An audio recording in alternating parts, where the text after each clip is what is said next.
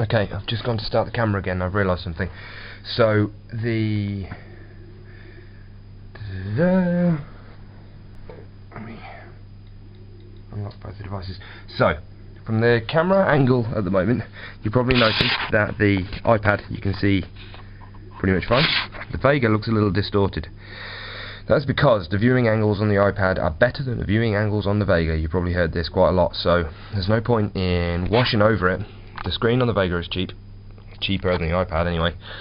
It still looks brilliant if you're holding it right straight on. So if you're holding it as you would be while you're using it, it looks great. It's a good screen, it's nice, I like the colours, I've got no problems with it being washed out. I know a lot of people have said that it looks washed out compared to other tablets, maybe that's the case, but I think that it looks fine majority of the time. If you go around to the side, you see a little bit of distortion over here, not a huge amount. Stop angling it away from yourself when you're using it, dickhead. Same on the other side. Straight on, we're fine. Underneath isn't great. If you tilt it back too far while you're using it, looking fine. Distorts, you know, not that quickly, but reasonably quickly. You certainly couldn't use it flat on a desk and look at it from this angle, like that. Why would you? I've got no idea. From above, oddly, not that bad. So if you're looking down at it in this direction, and the camera's at the top, so this is the top of the device, it's not so bad at all. Where it really kind of falls over, in my opinion, is in portrait, where basically, because the viewing angles are skewed top to bottom rather than left to right, you actually get quite a lot of difference if you're holding it even at a slight angle. You get a bit of distortion here, no distortion there. For a book reader, you've almost got to hold it at an ever so slight angle that way to read it well. It's not a problem. I use it in landscape all the time, even when I'm reading books. But I can see why certain people would have issue with it. If you bought the device specifically as a book reader, then that is probably going to put you off quite a lot.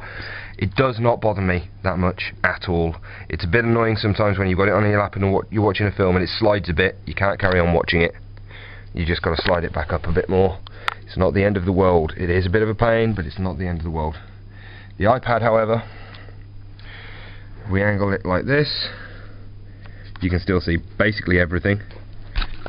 Go around to the side. A little bit of distortion over here. Mostly reflection, to be honest.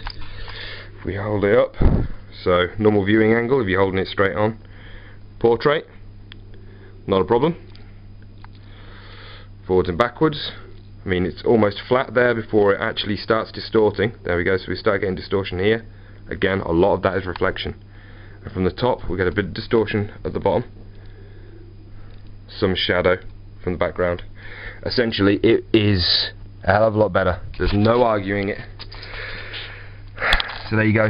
That's something that people are going to have to watch out for when they're buying it. If you want to hold it in portrait a lot and you're going to use it as a book reader, again, I use it as a book reader in landscape. It doesn't bother me at all holding it in landscape. In fact, I prefer holding it in landscape. But I understand what some people are saying. Some people keep saying to me, oh, they use the iPad in portrait all the time. Well, to be perfectly honest, it's almost frickin' square. So I don't see an enormous amount of difference holding it either way. Yeah, it's a little bit obviously thinner when you're holding it in portrait, but it's not as stretched out. The Vega is almost proper widescreen compared to kind of half-assed widescreen. I prefer the format of the Vega. I don't have any particular problems with the format of the iPad. It's pleasant, it's nice, it's just, I don't know, for some reason I prefer the almost true widescreenness of the Vega, which really stands out when you're watching films.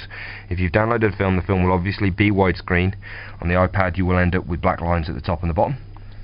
On the Vega you won't end up with hardly any black line on the top and the bottom. In my eyes that's a good thing, and it looks really good when watching films. I haven't got any films on the Vega, sorry, on the iPad, so I can't really compare. I'll try and get that sorted out a little bit later on, and we'll do a quick comparison. There's the screens then.